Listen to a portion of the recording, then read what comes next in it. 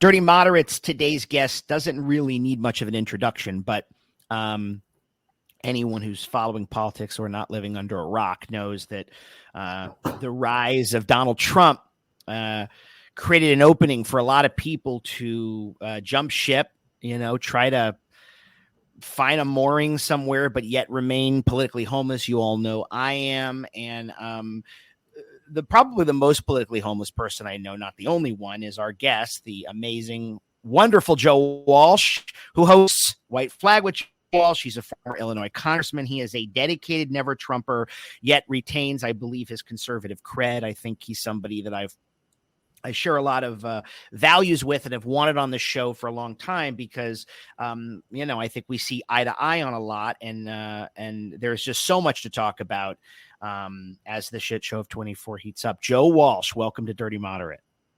Hey, Adam, good to be with you, brother. Thank you.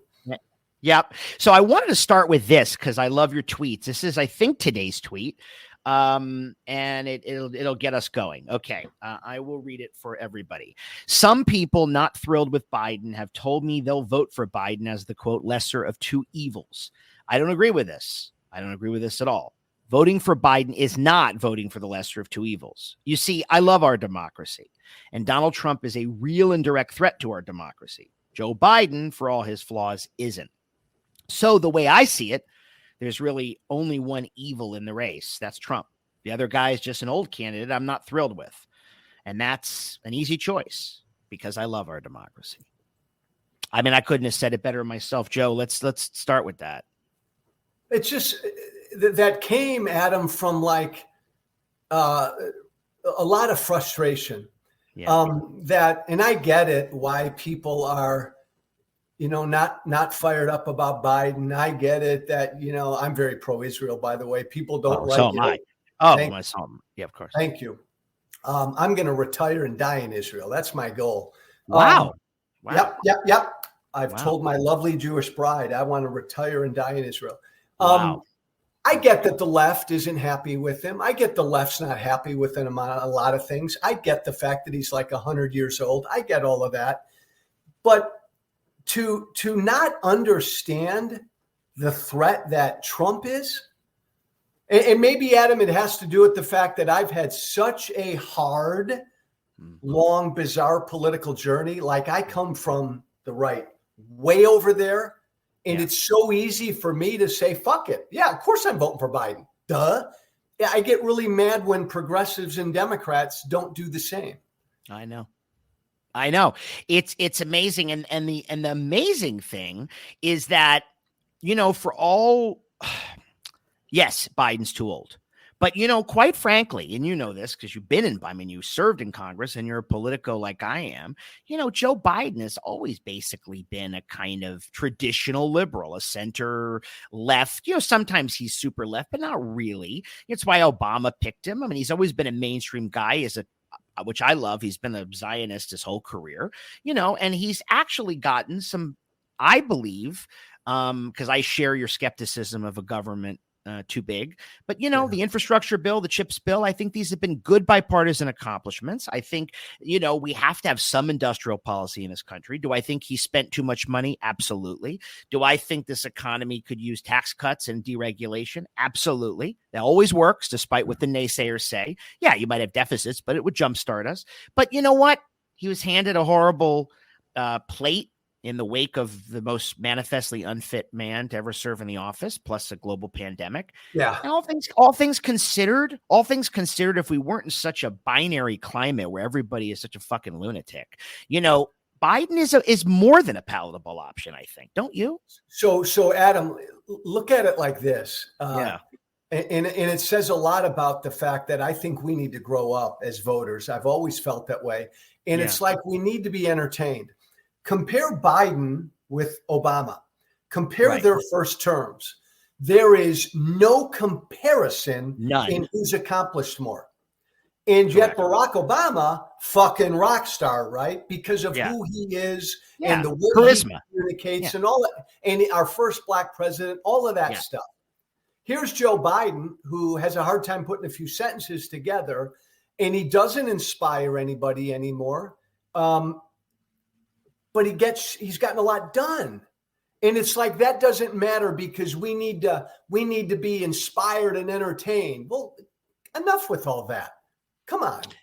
I know. And it's interesting too, because although the splintering of the Democratic Party is always fascinating. So I was raised in a Democratic family. I worked for Bob Graham in the Senate and a guy called Peter Deutsch in the House. Yeah. You know, my mom's father, my paternal grandfather, was a delegate to Stevenson and a Hubert Humphrey guy. Wow. But I was always uncomfortable to a certain degree with the left, because I think that, you know, fundamental to, I think, being, I'm a moderate for sure, but I think one of the best things about if you're sort of truly conservative is, you know, human nature fucking sucks. And you know that you can't socially engineer your way out of things, you know, and you have to find a way to make things better. You know, the government can make things better, but the government can't solve all your problems, and we become too addicted to it. And, you know, the same people that scream, I can't believe the government's spying on us. The government's been growing into a fucking corporation since the 30s. What do you think? You know, it's the old giveth, taketh away thing.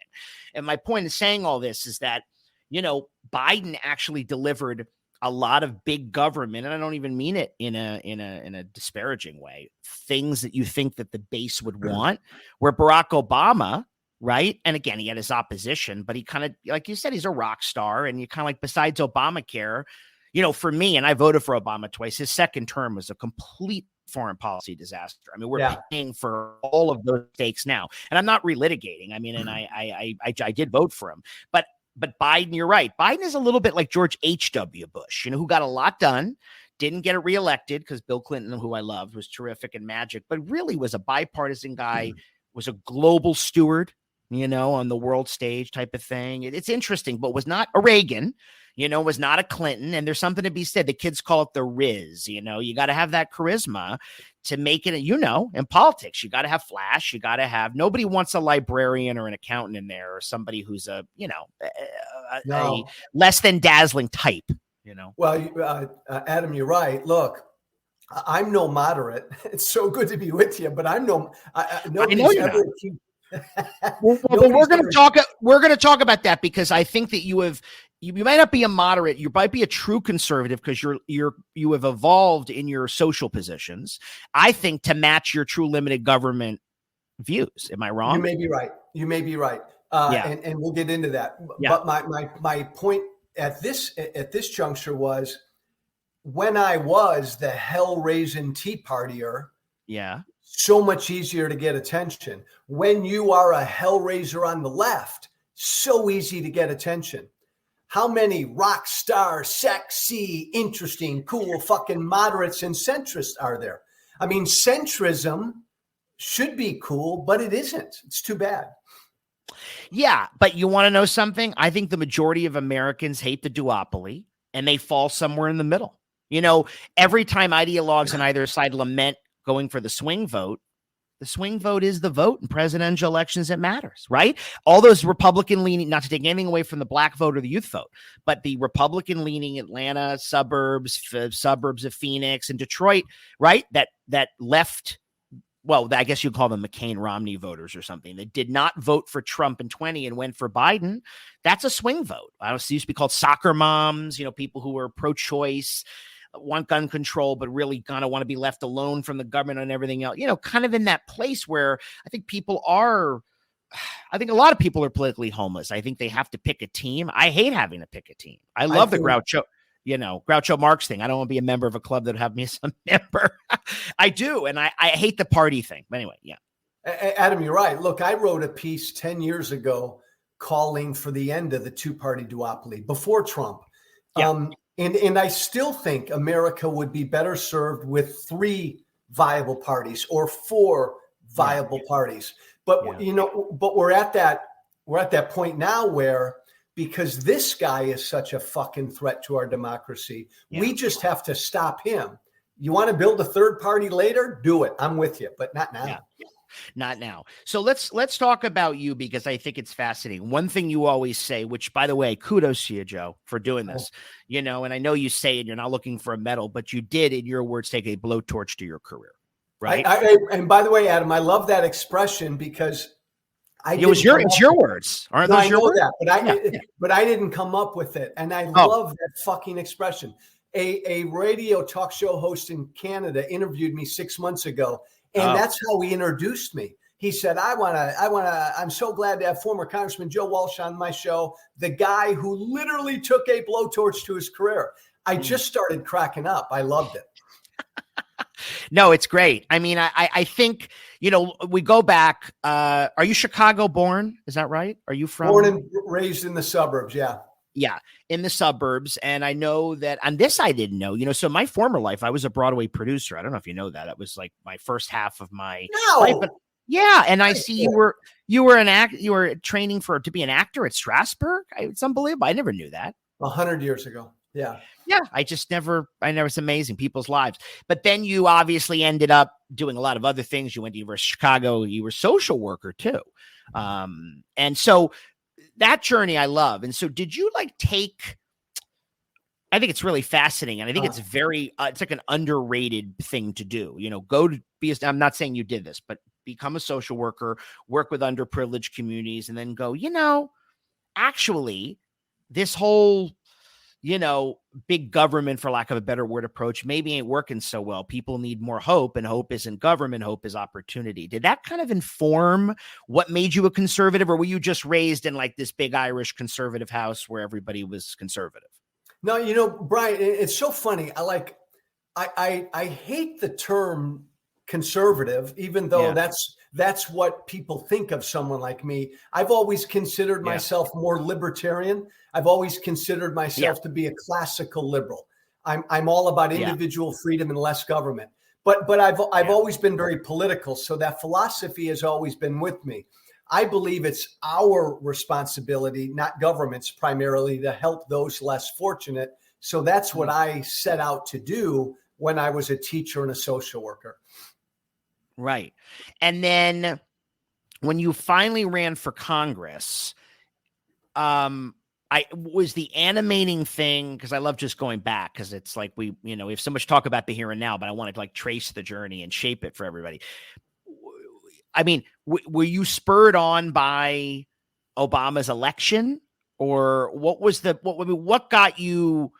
I know you were in the Tea Party class, you're with Kinzinger and all those guys, but you were very noteworthy for being outspoken. I share your concern, that what we're handing future generations in terms of spending is so derelict to me, and that neither party cares about and just keeps spending is obscene. I mean, it's just obscene.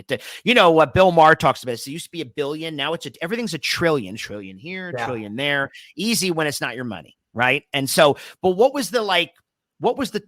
got you into that race in 2010? What was the thing that made you run originally? I got pissed off. It's not more complicated than that. I got pissed off about Obamacare, and I got pissed off about all the fucking debt that both parties were piling on. And like a lot of people, Adam, that got elected that year, the Tea Party wave, a lot of just regular people, dentists and doctors and businessmen and women who just said, fuck it, this is wrong. That's why I got off my couch and ran. I had no business running because I didn't have a pot to piss in. I was poor. I didn't have any money, and I barely won. But it was anger at what both parties were doing. The Republican, I ran as a Republican.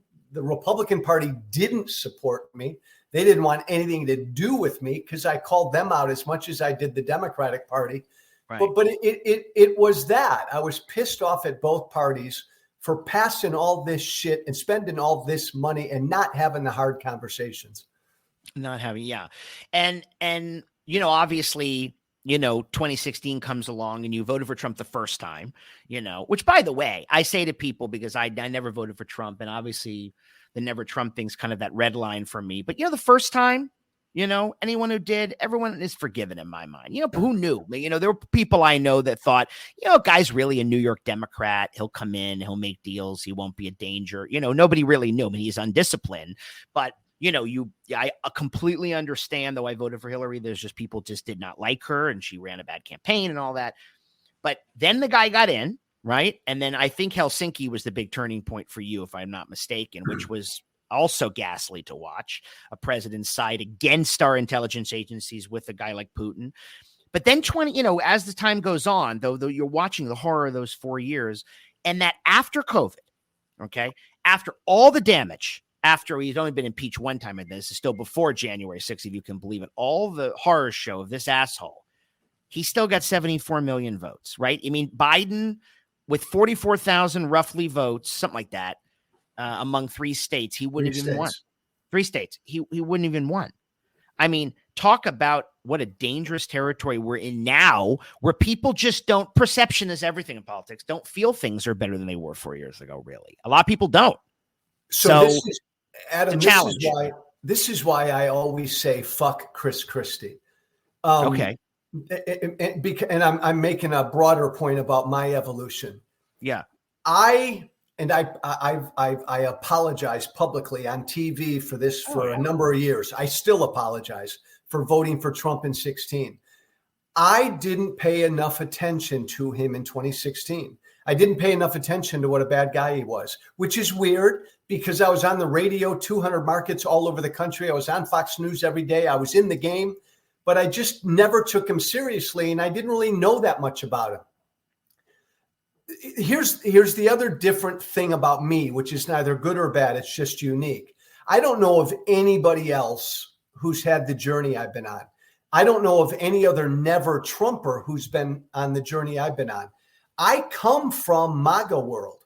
I was a MAGA base cult member, baby. I was part of that world, and I left that world, and now, am an opponent of Trump's. Most of the never Trumpers were never part of that MAGA cult. I was. True.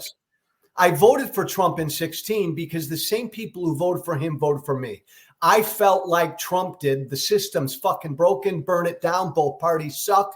I wanted, Adam, maybe you did too, I wanted disruption in our political system. I think disruption's good. Yeah. Turns out Trump is an evil disruptor. And I did not pay enough attention to that. Once he got elected, I started paying attention to him. And even though Helsinki was my final straw, a month into his presidency, I came home from doing my radio show, sat down at dinner with my wife. I looked at her and I said, this isn't going to end well for us.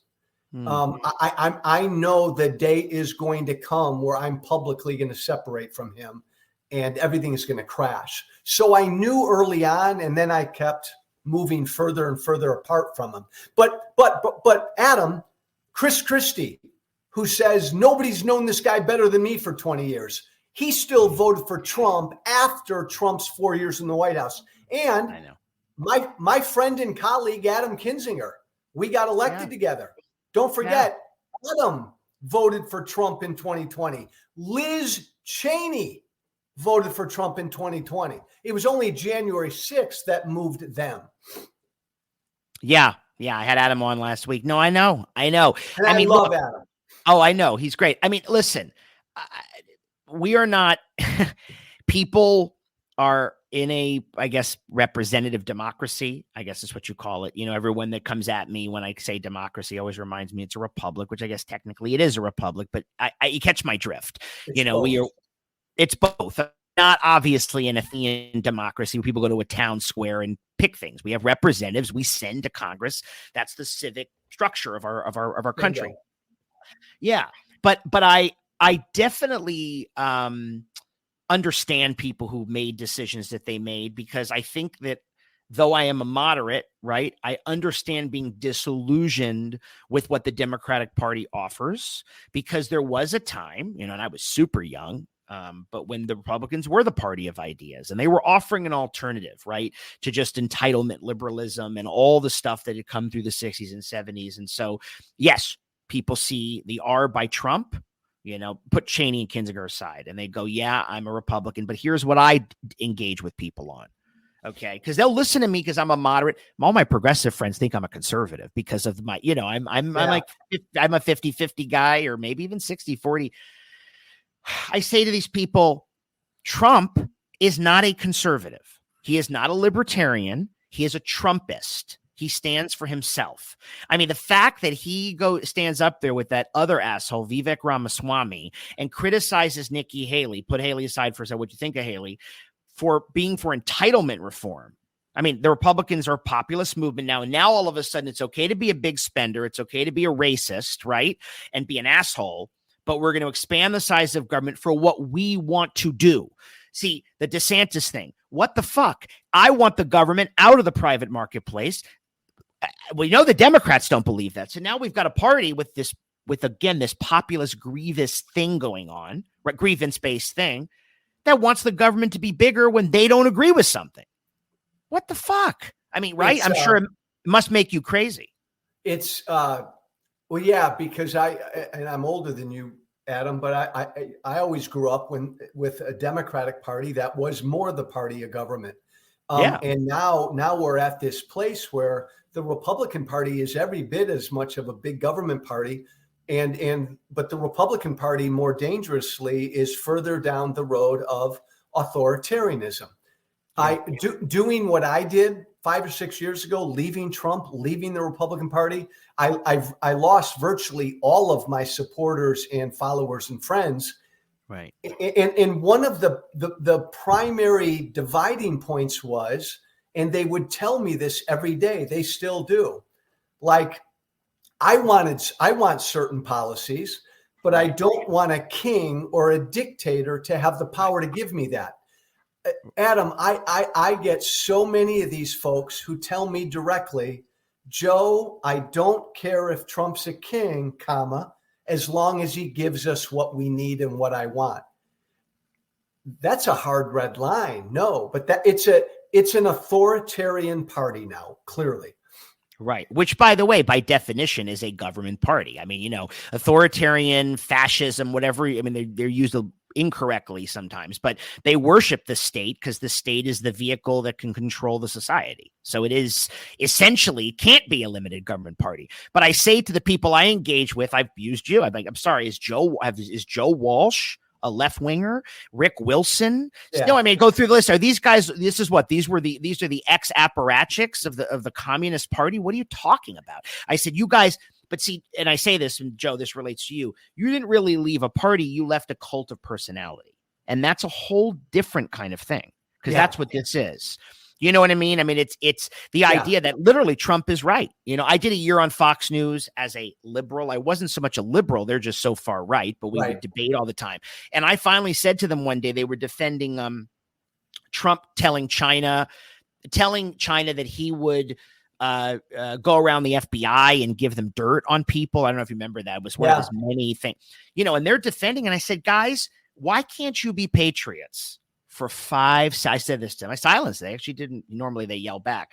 I said, this guy told the truth one time, Donald Trump, that he could shoot people on Fifth Avenue and get elected. Why do you stand by this? Why is this okay? If Hillary did this, if Obama, you'd be caught. Nobody should do this. And it's so unbelievable to have to say that. So that's the cult of personality thing, where it's true. I think if Trump came out, I really do, and said, you know what? I think we absolutely better get used to having 400 genders right now. We better. Don't you think they'll go? I think they might go along with it. I do. Even with his evangelical base, I think somehow he cast that spell, right?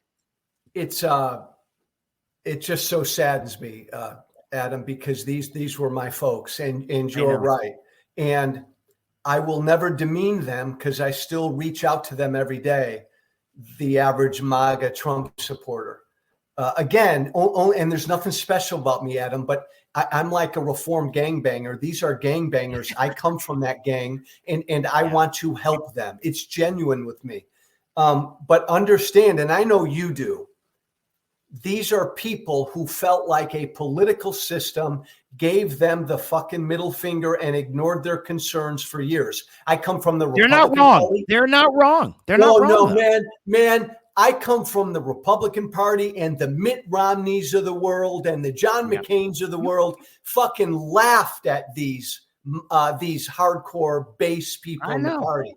And when they complained and worried about the border, and when they complained and worried about, marriage and all these genders, instead of sitting them down and educating them, they dismissed them.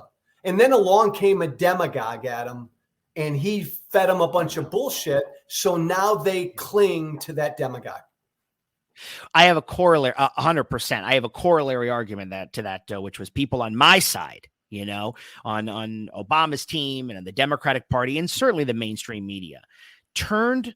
I mean, even Bob Dole, they did this too, but to John McCain and Mitt Romney into, Lucifer's children.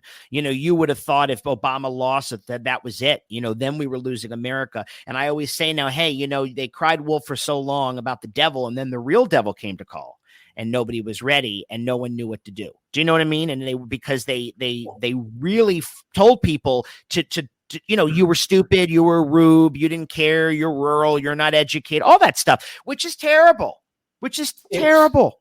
It's if I could go back in time, Adam, I would have voted for Hillary Clinton. And I still, in that campaign, I deplore and when she called them the basket of deplorables. I know. Hillary was like the poster child for the out-of-touch establishment politician. Right. Adam, this because you and I speak the same language. We're living in a populist moment. Now, the Republicans feed bullshit populism, but the Democrats don't recognize the populist moment we're in. No, and clearly they can't. Well, the other thing. So I was my first time. I was the first presidential election year I was old enough to vote in was 92. So I was a proud Bill Clinton Democrat. I called myself that through the Obama years. I was a Bill Clinton Democrat. Some people say, why do you say that? Or what does that mean? I said, Bill Clinton didn't carry Missouri and Louisiana and Montana it wasn't an accident. He carried it because people knew he listened to them. Apart from all the other stuff, you may not like him. Bill Clinton, people liked Bill Clinton because if Bill Clinton, took his gun and went hunting, they knew he was real. That's what he used to do. He's not a John Kerry putting on a stupid suit, and pretending that he's I don't know, tobacco chewing, marksman or something, So Bill Clinton did speak to people and made sure to find the center. He distanced himself from Sister Souljah and said, we're going to make the Democratic Party speak to the middle class. And quite frankly, he did a lot of good,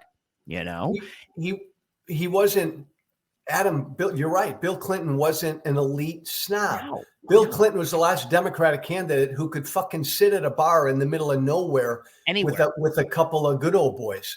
And don't forget, I know you know this, in that 2016 campaign, 3 months before Election Day, Bill Clinton said, hey, team, Hillary's team, get your fucking asses in Wisconsin and Michigan. Talk to regular people. And they dismissed him. Unbelievable. Robbie Mook sat there to a two-term landslide Democratic president, the first one reelected since FDR, by the way, at that point, and said, wow, I guess Obama was too. I take that back. But there hadn't been that many.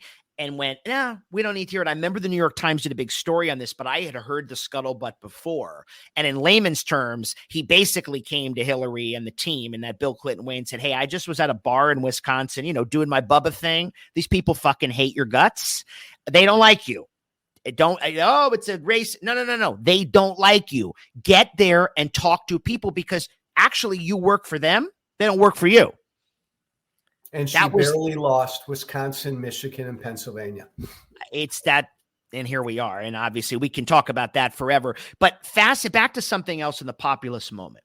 So the other thing that's happened in politics, people talk about the divide. We talk about this, and because, you're like me, you engage with all types of people. I engage regularly, and I'm so allergic to condescension in people. I can't take that. And then there is a big swath of the coastal elite. I'm in LA, that are just very arrogant about it. And they've never been in anybody else's shoes. And many of them are supposed to be liberal and open-minded. They are on their own terms, as you know.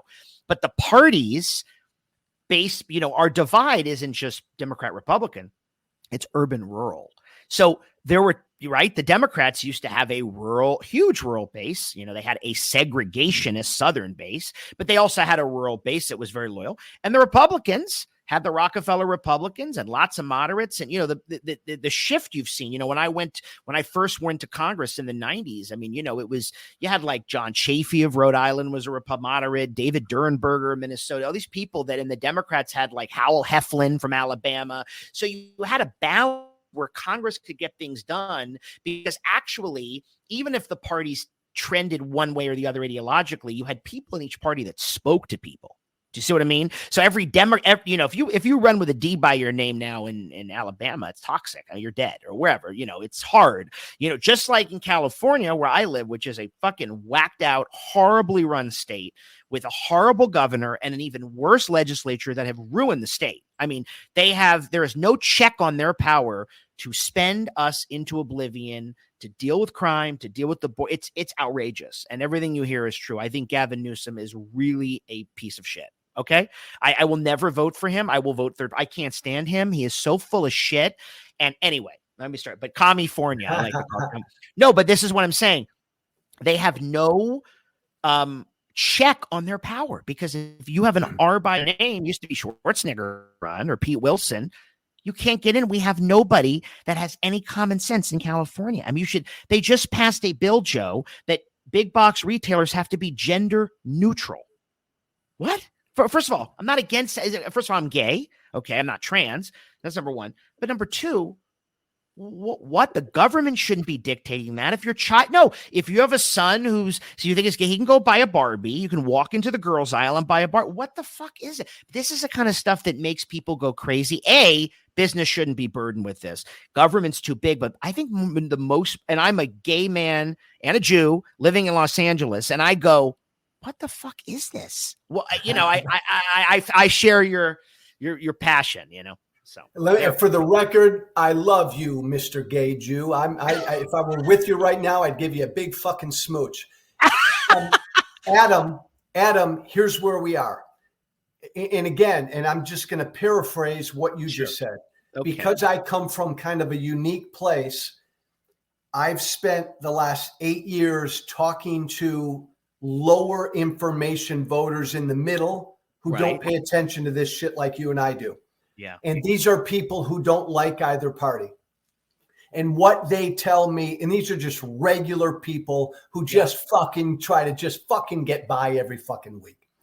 Right. And what they say to me, Adam, every fucking day is the Republicans are assholes. They're jerks, Joe.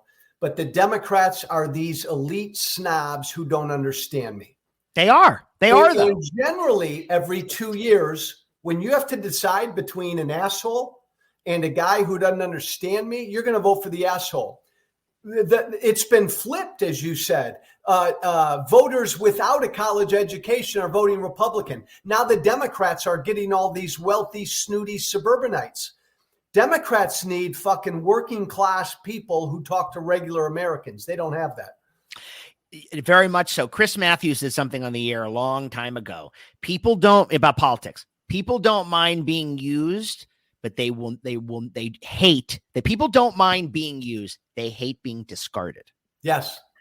And that's what's going on. It's that you're just not useful and it doesn't matter. And look at the way they do the campaign. If we just win the blue wall and we don't have to worry about this, why wouldn't you reach out? And I know politics is about resources and reality too. You're probably going to waste time campaigning in Idaho, but why would you leave all that on the table? And this is something I've heard you talk about, which I want to shift to, the whole working class phenomenon. So the Democrats have this obsession also with identity and race, everything. And they reduce everything, or I should say the left does, maybe not all Democrats, to be fair, which I wholeheartedly reject because I think it takes away from our human experience. Okay. I keep saying only now do I I guess I need to play the gay card or something. I don't want to play that because it's the least interesting thing about me. I'm just Adam. I'm not Jewish. I'm an American guy. That's it. And I'm a person. And yes, there are systemic issues, but we all need to realize that being an individual is what's so ingrained in the American idea, that we don't run on group identity.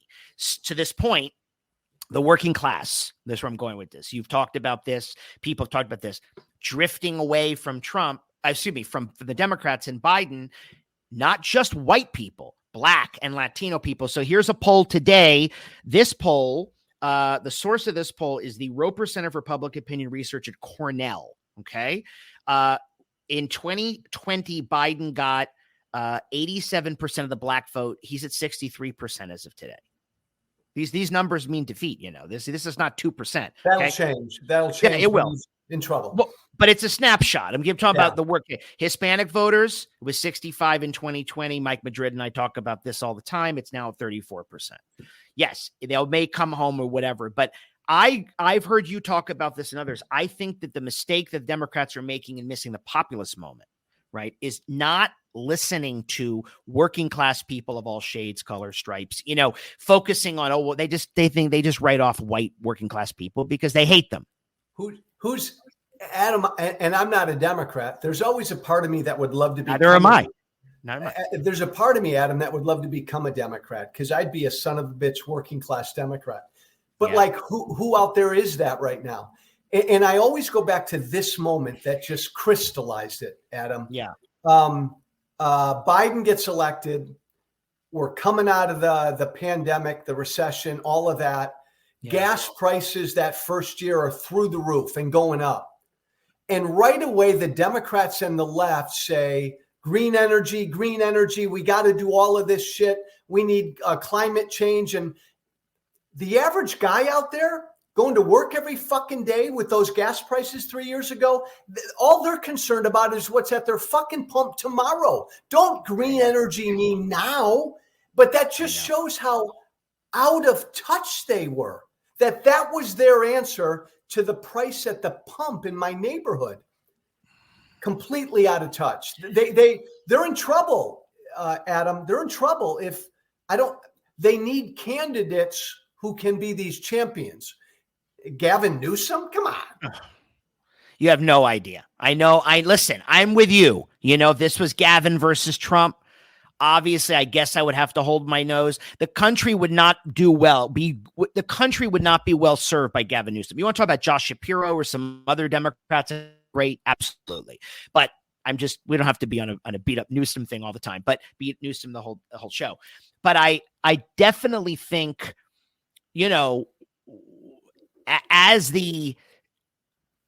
as certainly immigrant groups, you see this, they come to America, they love America, right? They can lean more conservative because their parents are small business owners and they have fled actual persecution.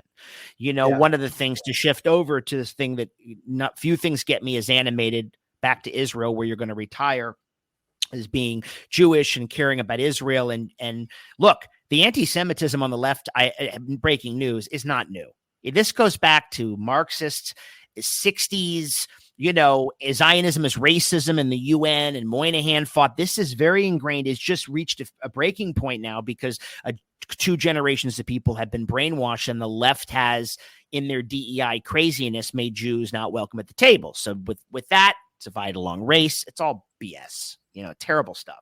But what I'm saying with this is that, that this notion that a group that people protest and people are loud, right? And people are,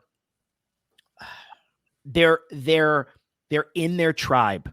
They're in their tribe so much that they can actually be openly and willfully anti-Semitic and call for the death of Jews, but it's okay in that tribe because it's not actually considered that. We have a real problem, okay, this is what I'm worried about. You know how we see the Republican Party was taken over by lunatics? And I'm not saying it's exactly the same. But as far as I'm concerned, anti-Semites like Tlaib and Omar, even AOC, that whole crowd of them, who's to say they aren't the future of the Democratic Party? Well, why? I mean, a younger group of people of age, and I'm worried about them. I really am, because I can't be in a party with those people. I'm not in that party, but they're going to run around and call every Republican a Nazi when they're openly anti-Semitic. I don't understand the argument. That doesn't mean that there doesn't mean the Republicans aren't a threat, but asymmetry, right, doesn't mean that the other side doesn't have things we should worry about, just because it's an asymmetrical thing.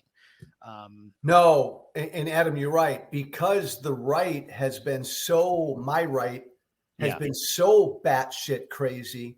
We Democrats have not had to do some soul searching. Right. All they've had to do the last 7 years is say Trump is bad and we're not him. Right. They got their problems, their endemic problems, and they have not had to think about them or address them. And let's be real. Let's hope Biden wins again this year. Yeah. But Biden's going to win because of Trump, and 24 will happen. And then there's going to be a real reckoning with this Democratic Party after 24, a huge reckoning.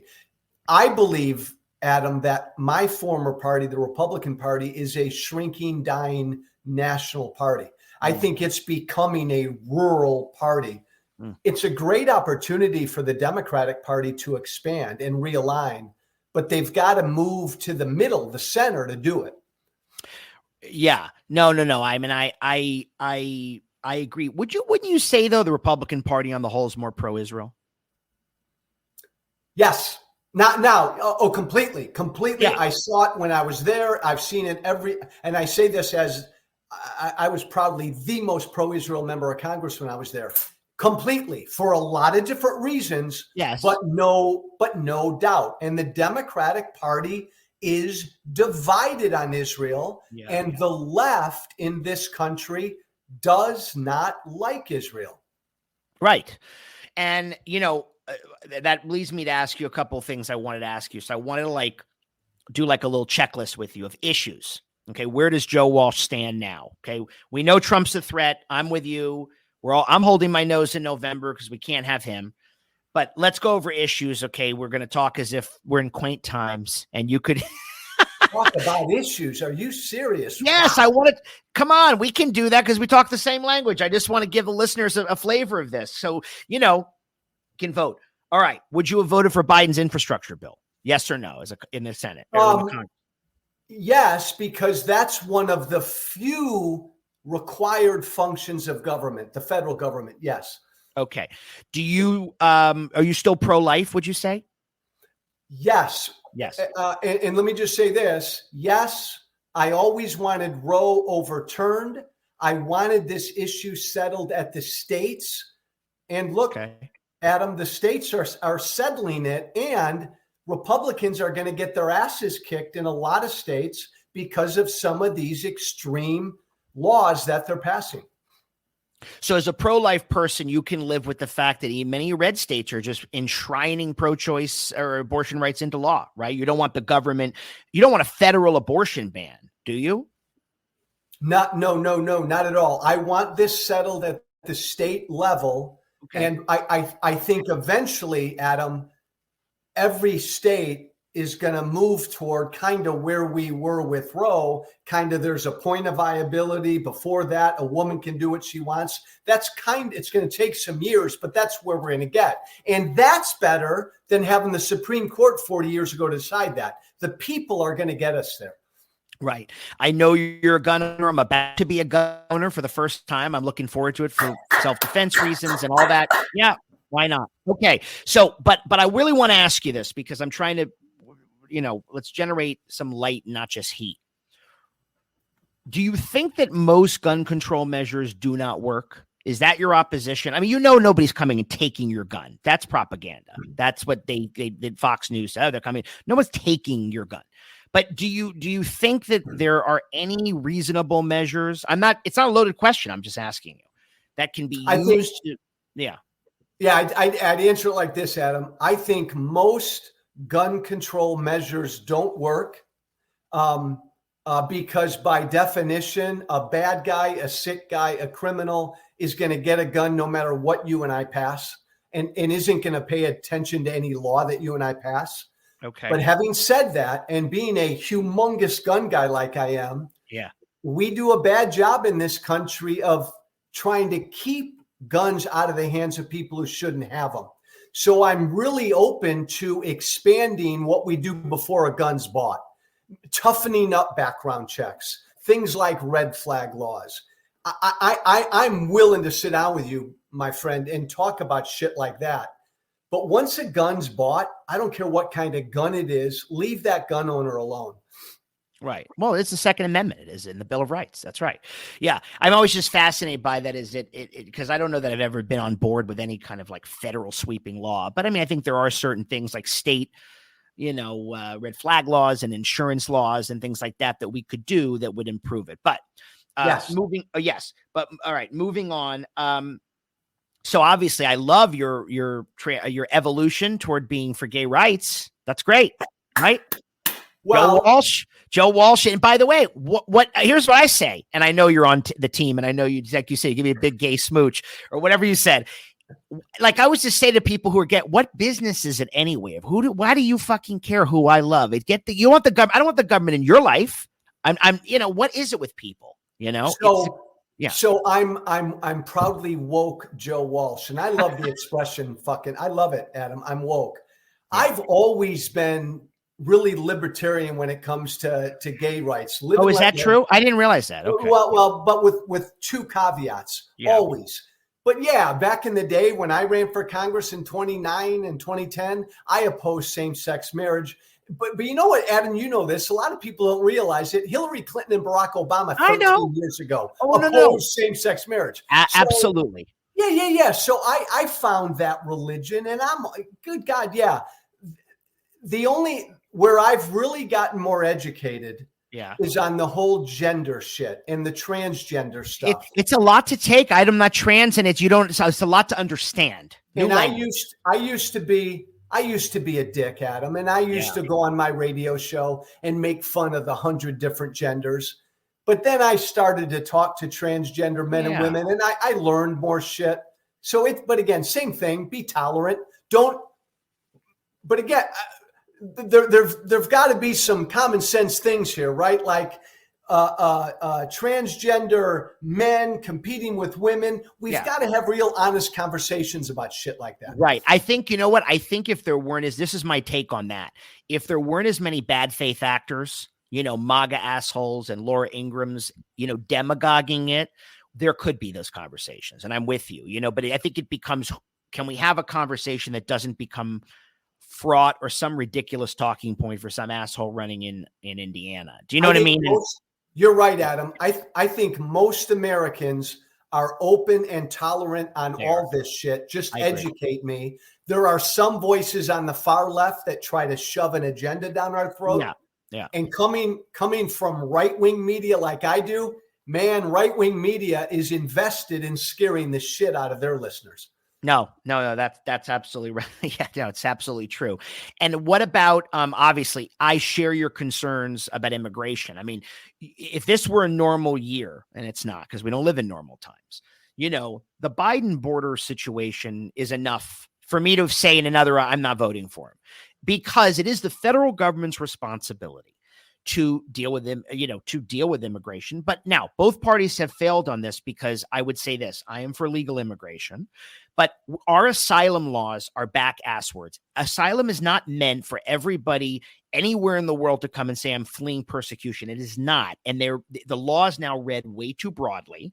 And also, immigrants should have to the situation should be dealt with first at the country of origin, so that when they come here and they've done the pre-checks, they're not in the country unable to work legally, right? Waiting for a court case, it never happens. And then, the families are built, and then, we're not rounding people up. So that's on our system to come to the table, both parties, and do it.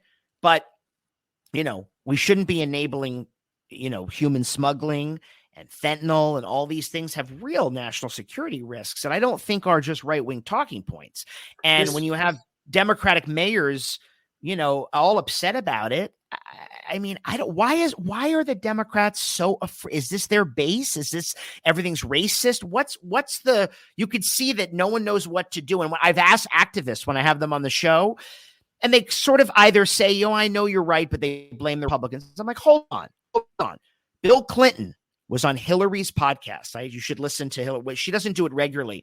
And Bill Clinton said, look, more people than ever are coming to this country, much more than when I was president, when Barack was president. We have to adjust this policy, he said. It's not the same come one, come all, because we just can't absorb it. Yeah. This issue, Adam, is killing Democrats and politically. And let's be real, they deserve to be killed by it. Because even if the right demagogues this issue, the left has ignored the border and immigration for a long time. And they just do not want to not let people in. The happy common sense middle is nobody comes in illegally. Right. Let's welcome a lot more people legally, make it fucking easier for people to come here legally. Let's let a lot more people in here legally. And as you said, fix our broken asylum system now. That's going to take government resources. Because you shouldn't come to our border and knock on our door and say, I'm claiming asylum, and then you're given a slip of paper and they say, come back in 2 or 3 years for your hearing, and you're released into the country. That's a broken system. So we need to fix that. This is going to hurt Biden unless he gets off his ass and does something about it. Right. Yeah. And then on Ukraine and Russia, I think Biden's done a very good job. I mean, you're in support of this. I mean, I'm no neocon and I'm no interventionist. I'm actually more of a Rand Paul, stay out of the world. But my God, Russia invades a country, an ally, a friend in Europe. Hello, we're going to do all we can to help that democracy. Right. And I know you share my view that Israel needs to do, like Malcolm Nance says, Israel doesn't care what you think. They're going to do what they need to do, and they don't need to be lectured to by people that only care about what Israel does and no other country's horrors. Isn't it atrocious? Your episode, by the way, was great on the South Africa absurdity of this. I mean, it's fuck it. It's just anti-Semitic. That's it. It is what it is, you know? Israel is good. Hamas is bad, is evil. Right. And there will not be peace in that region. And I've never been a two-state guy, Adam. Yeah. We can get into that in another discussion. But there will not be peace until the fucking moderate Arab Muslim world partners with Israel and we destroy these Islamists. Right. I don't say Muslims, Islamists. Right. Like Hamas and Hezbollah and all the rest, period. Right. Yeah. I mean, it's just been galling. And, listen, and I have one more thing to ask you, but I want to make this point. Anti-Semitism has always been a hatred that morphs and envelops and kind of works in insidious ways. And it's very naive to think, oh, this is only a problem on the far right. It can metastasize, and it is anywhere. And by the way, the reason I'm also so concerned about, even if I weren't Jewish, but just a supporter of Israel and democracy, if we are very concerned about where democracy is headed, if we're looking at authoritarianism kind of rising across the world, we have to be able to distinguish between good and evil. And there is a distinct, and we're not doing that because we've lost that moral compass. And I don't mean to sound like, simplistic, but how can you call out evil if you don't know what it is? And Adam, the right is fucked up in a lot of ways, but this is an inherent weakness of the left. Yeah. They are so hesitant to identify things as good and evil. This is just clear. You can hate Netanyahu, and by the way, Bibi, he's been around too fucking long. He ought to be gone tomorrow. I agree. But doesn't matter. You can be pissed off about the far right in the Israeli government. Doesn't matter. Israel is good. Yes. Hamas is evil. End of story. And end of story. And as I said, if you're worried about authoritarianism and you're siding with the wrong people, look, the left, has a history of being on the side of Mao and Stalin, and they didn't even believe Stalin had gulags. I mean, they have a lot of pockmarked records and checkered histories too. It's not only the right. By the way, Adam, give some props to Biden, because yes, Biden has always been rock solid on Israel. Yeah. But this is an issue that's dividing his coalition. And I got to tell you something, he's been really, really, really solid. And this as well. If Barack Obama were president right now, we would not be getting the same thing when it comes to Israel. Oh, there's no question. So, Joe, before we go, just two things. But first, the big question, all eyes on 24. Okay. I know what we're doing. You and I are doing. I know what Lincoln Project's doing. What about the race, though? Obviously, Trump. I'm so sick of the who's going to be the nominee. It's Biden versus Trump, unless somebody dies. What's going to happen? Trump wins unless something changes. It scares the fuck out of me. Right now, Trump wins. I'm with you. Unless Biden and the Democrats can turn things around. Yep. I'm worried about that. And then the final thing is I'm going to do a Joe Walsh thing. One of my favorite things you do on your podcast. I mean to do it all the time. I borrow it. I should pay your royalty. And I don't do it, but I'm going to do it.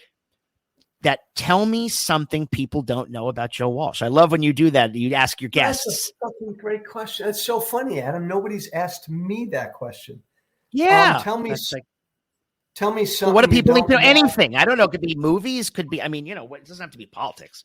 Whatever what do we know? You're like a connoisseur of something, or I don't know.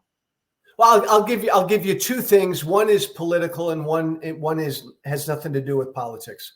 On the political, everybody thinks since I publicly came out of the closet 5 or 6 years ago against Trump and the Republicans that I'm a rock star and I'm making a lot of money and I'm on TV all the time. And I haven't made shit, Adam. I have been destroyed financially. I'm not looking for a woe is me, but no, for everybody listening, this was like not a financially smart thing to do, period. Right. The second thing I'll say is that nobody knows about me. If I had my dream day is I'm hanging with my dogs all day and I'm watching old Hollywood movies on Turner Classic Movies. My most favorite thing to do, Adam, is to watch movies from the 30s and 40s and 50s, bar none. Love it. Love it. And you know what? All of us, I'm in love with Barbara Stanwyck. Barbara Stanwyck. There you go. Oh my God. I love it. Yeah. Listen, I know, like you, I have to live on social media and live and breathe this stuff all day and all the time. And so our brains are fried. It's good to take a break and you got to do something else, and Amen. whatever that is, folks.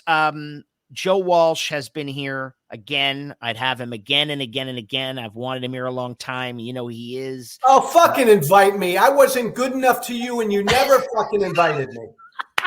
I couldn't get a hold of this guy, but thankfully I got his email on his podcast, White Flag with Joe Walsh. He is a former congressman, and he, I think, is, in terms of being a never Trumper and a warrior for democracy, peerless in that department, given all he has done to take up arms, not literally, but speak up for this crazy moment, this scary, dangerous moment. And having him here has been an honor, and he will be back. And, I got to go on White Flag next. That's the next thing. Fuck yeah. All right. Adam, I'll find an issue that you and I disagree on. Can you let's think of one where you and I genuinely have a disagreement. Yeah, I guess we'll do. That'll be good. Yeah. Cause we'll have a good, respectful conversation. That'd be fun. Dawn just said yes. Dawn, think of an issue where Adam and I disagree. Yeah, I'm sure there are. Because listen, by the way, and before we go, one more thing. This is about anybody, Democrat, Republican. Like you said at the beginning, grow the fuck up. You don't have to agree with everybody. This thing about like the president, the left, they're holding Biden accountable. Hey, he gave you 70%. Shut the fuck up. Republicans too, they're ideologues. Okay, the guy doesn't have a perfect conservative record. He gave you or a woman. Grow up. It's politics, compromise. Bingo. We can do this. All right. All right. Yep. Hey, Joe, thanks again, ladies and gentlemen, and all my listeners. We appreciate your support. Joe Walsh is on Twitter and everywhere at Joe Walsh. Is that right? At Walsh Freedom. At Walsh Freedom. I should know this. I'm on your Twitter all the time. At Walsh Freedom. That's where you can find him. His podcast is White Flag with Joe Walsh. Thanks for listening. Stay dirty, stay moderate, and stay safe. Joe, hang on for a second.